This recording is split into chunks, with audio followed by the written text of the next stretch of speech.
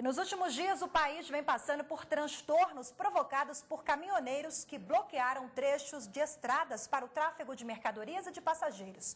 Os militantes do movimento União Brasil Caminhoneiro, um dos sindicatos da categoria, pretendem obter do governo subsídio para baratear o custo do combustível. Outra reivindicação é a redução ou isenção de cobrança para pedágios para caminhões. O movimento fechou pelo menos 22 rodovias em 9 estados.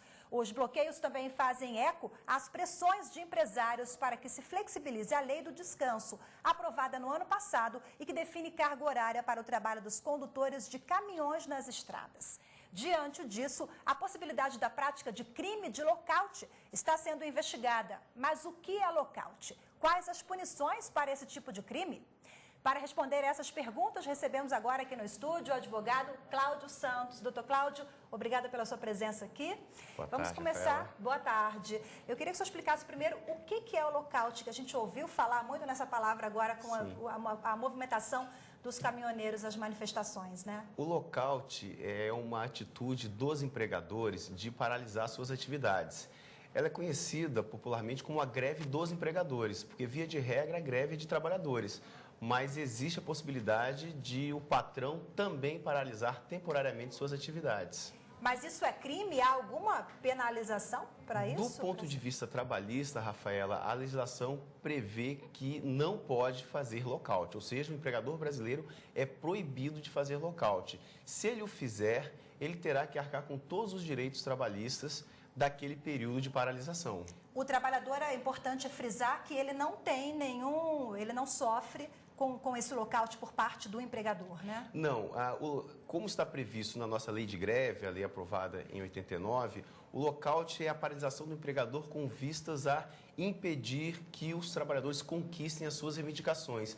Então, ele utiliza dessa artimanha, dessa paralisação, para impedir que os trabalhadores consigam as suas reivindicações que foram feitas, né, para ele. Então, é considerado pela literatura como um ato antissocial, porque como ele já detém os meios de produção, ele que emprega, ele paralisa suas atividades para pressionar os empregados a ou aceitar o que ele está oferecendo, enfim, ou para que desistam de alguma reivindicação. Agora, o lockout, ele é regulamentado pela CLT, doutor, é isso? Não, ele tem previsão na lei de greve. O que existe na CLT é, se houver o lockout, é o pagamento de uma multa. O empregador é apenado com multas por ter exercido esse direito, entre aspas, né, de paralisar suas atividades para forçar os trabalhadores a aceitar aquilo que ele está querendo impor aos seus empregados. Agora, o lockout é a greve por parte do empregado, né? Mas qual é a diferença entre greve e lockout? A greve, ela é um direito humano, um direito fundamental dos trabalhadores.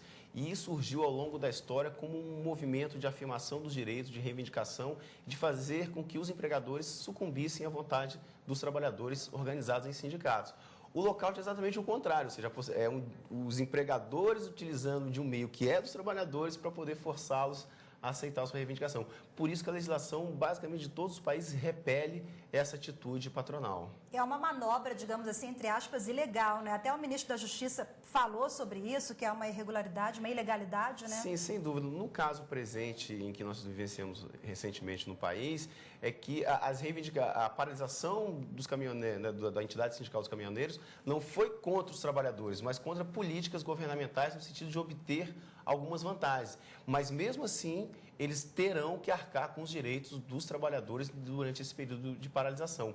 E aquele cidadão, aquelas empresas que se sentiram violadas ou que se sentiram prejudicadas por esse ato desse sindicato patronal, poderão buscar as vias judiciais, as vias cíveis para obter a reparação pelos danos que sofreram. Mas, do ponto de vista trabalhista, a previsão na lei de greve impede que ele faça isso. Se o fizer, paga uma multa prevista na CLT e paga os salários daqueles dias parados. Agora, doutor Cláudio, quem que vai ser acionado, então? O trabalhador que está ali na linha de frente ou a empresa que está atuando?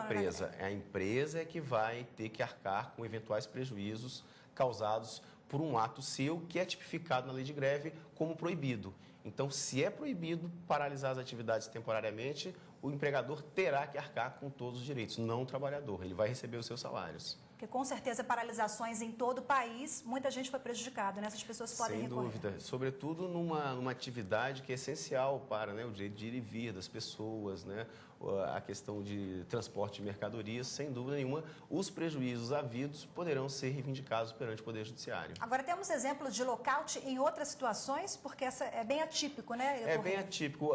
Invariavelmente acontece contra medidas governamentais. Raramente acontece na esfera trabalhista, ainda que seja vedada, mas raramente acontece, porque o empregador sabe que tem que arcar com os direitos trabalhistas, pagar salário, enfim, como se fosse uma interrupção do contrato de trabalho. Ok, doutor Cláudio Santos, muito obrigada pela participação aqui no Jornal da Justiça. De nada, boa tarde. Boa tarde.